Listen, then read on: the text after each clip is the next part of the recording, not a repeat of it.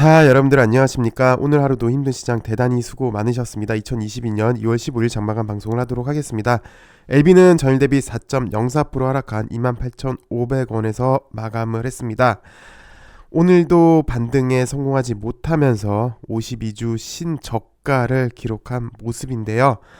긴축 우려 그리고 우크라이나 사태 긴장감 지속으로 시장이 좋지가 못합니다. 글로벌적으로 다 그런데요. 특히 신흥국 시장이 직격탄을 맞고 있고요. 특히 이렇게 불안할 때는 위험 자산도 꺼려 하는데 실적이 있는 것도 힘이 드는 마당에 성장성만 바라보는 LB는 힘을 현재 못 쓰고 있는 상황입니다. 내우외란이 현재는 맞아 보이는데요. 가뜩이나 성과도 없는데 시장까지 어수선해서 더 힘든 LB의 모습이고요. 특별한 악재는 없지만 시장 요구 충족시키는 소식이 꼭 필요한 현재의 LB로 보여집니다. 간단하게 시장부터 좀 살펴보도록 하겠습니다. 코스닥이 바로 직전 저점 딱 여기죠. 여기를 지금 현재 지켜는 주고 있으나 간다 불안한 모습을 이어주고 있습니다. 당장의 이슈는 우크라이나 긴장감이 지속된다는 건데요. 내일 16일 그리고 20일 러시아 침공이 예상된다고 합니다. 그래서 시장이 현재 경계를 잔뜩 하고 있는 모습인데요. 이런 말 하기가 사실 그런데 시장은 왜 불확실성을 가장 싫어합니다. 침공할 거면 좀 빨리 해서 이 불확실성을 해소해 주기를 바라기도 하는데 그럼에도 불구하고 사실 전쟁은 안 되죠. 극적으로 좀 타개하길 바라겠고요. 근데 러시아 쪽도 사실 전쟁 명분이 상당히 약해요. 강하게 밀어붙이면 국제적으로 도와줄 나라는 사실 중국 정도로 보여지는데 그래서 더 고립이 될 것 같고요. 그렇지 않아도 크림반도 전쟁 이후에 제재를 계속 받고 있는 실정이죠. 만약에 다시 한번 강력하게 밀어붙인다면 더 고립돼서 러시아 경제 위기를 봉착할 수도 있기에 과연 그럴까라는 생각도 들긴 듭니다. 그냥 오히려 요 우크라이나권으로 조금 이렇게 국제 정세를 좀 긴장시켜서 압박해서 러시아의 실익을 찾으려고 하는 건 아닐까라는 생각도 들긴 드는데 글쎄요, 제가 국제관계학 전문가도 아니라서요. 그냥 이게 좀 잘 해결되길 바라겠습니다. 어찌되었건 지금 당장은 우크라이나 발로 시장이 경계를 하고 있는 모습이고요. 그리고 이걸로 인해서 시장이 좀 비실되고 있고요. 통계 자료를 보니까 연초 대비 코스닥이 18%가 빠졌더라고요.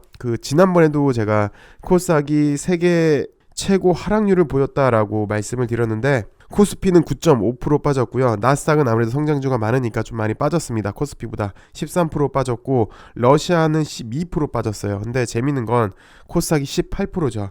당사국인 러시아보다 코스닥이 훨씬 더 빠진 지난번에도 언급했지만 기초 체력이 약한 우리나라 시장입니다. 그 중에서도 신흥국이 더 타격을 받죠. 특히 신흥국 중에서도 성장주가 많은 코스닥이 큰 타격을 입는 거는 그래서 오늘 이렇게 된 모습이고요. 그 와중에 대표적인 성장주 제약바이오가 힘든 모습인데요.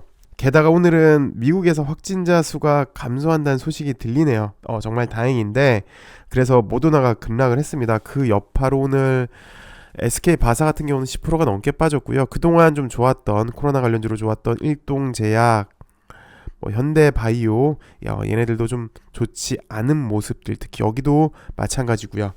일단 단기 악재가 해소돼야 될 것 같고요. 이제 좀 있으면 3월입니다. 3월달까지는 이런 모습이 좀 이어지지 않을까 조심스럽게 생각이 되는데 근데 좀 전에도 언급을 했지만 미국에서도 코로나 확진자 수가 줄고 있고 엔더믹으로 전환을 하려고 해요. 전 세계가 이제 코로나 빗장을 풀고 있는 모습인데 그렇게 되면 경기 재개 기대감, 또 3월이 되면 우리나라는 대선도 있죠. 그리고 미국에선 FOMC 회의도 있고 또 중국에서도 전인대가 있으니까 그때 되면 다시 한번 반등을 하려고 자리를 잡지 않을까 생각이 드는데 지금 당장은 좀 힘이 드는 그런 구간은 맞습니다. 그리고 지금이 이제 관리 종목 시즌에 이제 다가왔는데 그래서 요즘 이맘때가 되면 이제 관리 종목에 대해서 상당히 좀 민감하잖아요. 그래서 우리가 지난주에는 LB를 한번 살펴봤고요. 그래서 의문이 좀 풀렸습니다. 근데 좀 아쉬운 게 있었죠.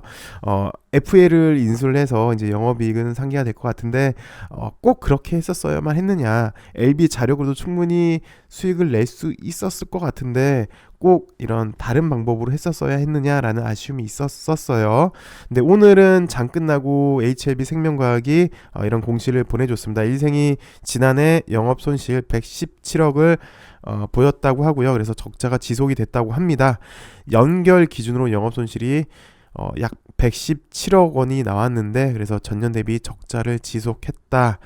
매출은 약 600억이 조금 안 되네요. 그리고 순손실은 약 425억 정도로 이렇게 적자 지속을 했다라고 했는데, 그래서 오늘 L생이 영업 손실 소식이 나오면서 L생도 관리 종목이 되지 않을까 우려하시는 분들도 꽤 계십니다. 그래서 이걸 한번 살펴보도록 할게요. 기본적으로 일단 관리 종목 지정 요건이요, 코스피랑 코스닥은 일단 다릅니다. 요거는 좀 참고를 해주시고, 특히 코스닥 관리 종목 지정 요건을 보시면 매출액이 30억 미만이어야 되는데 일단 매출액은 패스가 될 것 같아요. 그리고 이제 우리가 가장 민감해하는 최근 4개 사업연도 영업 손실, 요거 이제 규정을 보려고 하는 거고, 뭐 요런 규정도 있고 요런 규정도 있고 요런 규정도 있는데, 참고로 요거는 있잖아요. 최근 4 사업연도 영업 손실, 코스피는 이런 규정은 없어요. 참고로 좀 알아봐 주시고, 요거 말고도 이제 법인세 차감 전 계속 사업 손실 요런 것도 있는데, 일단 가장 우리가 민감하게 보는 게 요거잖아요. 요걸 한번 살펴보도록 할게요. L생 연간 재무제표를 보시면요, 일단 개별로 봤습니다. 지주회사가 아니니까요. L생은 보시면 2019년도에 보니까 영업이익이 났습니다. 그래서 19년도 때는 플러스가 났고요. 그 다음에 20년도 때는 마이너스, 그리고 작년도 마이너스, 그리고 이제 올해까지 마이너스, 이제 3개 연도는 마이너스가 확정인데, 아까도 4개 사업 연도잖아요. 그래서 19년도에는 일단 플러스가 났어요. 근데 여기는 안 나는데, 원래는 영업이익 매출액에서 이제 원가 있겠죠. 매출 원가 빼기 판관비까지 이제 차감을 한 게 영업이익인데, 어쨌든 2019년도에는 이익이 났기 때문에 2020년, 2021년, 2022년까지, 올해까지는 좀 전에 봤던 우리가 요 규정에 따른다면 관리 종목 지정 요건에는 해당이 되지는 않아 보이는데요. 근데 솔직히 우리 투자자 입장에서는 우리가 뭐 속된 말로 이걸 뭐 동전주에 투자한 것도 아니고 테마주의 뭐 투기성을 보고 이렇게 투자한 것도 아닌데, 언제까지 이런 규정 하나하나 뭐 또 살펴봐야 하나, 그러면서 이게 이제 이 규정에 걸리는지 안 걸리는지 또 하나씩 또 체크해야 하나 싶은데요. 올해는 뭐 보시다시피 회사도 이제 막차입니다. 3개 연도 이제 영업 손실을 기록했기 때문에 거의 마지막이니까 실적을 내야 해요. 회사도. 그 말은 이제 가시적인 성과가 절실히 필요하다는 게 되겠는데, 회사도 최악을 면하기 위해서 이제 노력할 걸로 보여집니다. 이제 마지막 절벽으로 가고 있으니까 그럴 걸로 예상이 되는데, 이 절실함으로 올해 LB가 그리고 LB 관련주가 좀 많은 일, 우리가 예상하고 있는 이런 성과를 좀 내어 주었음, 이제는 바라겠습니다. 자력으로 충분히 할 수 있는 그런 잠재력은 충분히 갖고 있는데, 사실 좀 작년은 아쉬운 면이 있어요. 작년에 사실 좀 나올 게 안 나오면서 이렇게 또 한번 기회를 미룬 감도 없지 않아 있는데, 올해는 꼭 이거를 이뤄줘야 될 걸로 보여집니다. 네, 오늘 방송 여기까지 하도록 할게요. 전반적으로 시장도 안 좋았고, 또 해필이면 오늘 또 전해드리는 소식이 우울한 소식이어서 조금 그런데, 이젠 좀 나아지길 정말 좀 바라봅니다. 그리고 오늘도 제가 목 상태가 좀 많이 좋지 못해서 이게 방송이 원활히 진행이 안 된 것 같아서 여러분들한테 좀 많이 송구합니다. 근데 그럼에도 불구하고 목이 좀 많이 났어요. 상당히 많이 따끔따끔했는데, 이게 재밌는 게 목이 따끔따끔 거리다가요, 목이 따끔따끔 안 거리니까 코가 막히더라고요. 그러다 이제 또 코가 안 막히면 목이 따끔따끔 거리고, 근데 이게 이제 어제보다는 분명히 나아진 것 같아요. 그래서 이게 놀래서 오미크론 검사를 한번 해봤거든요. 자가 진단으로.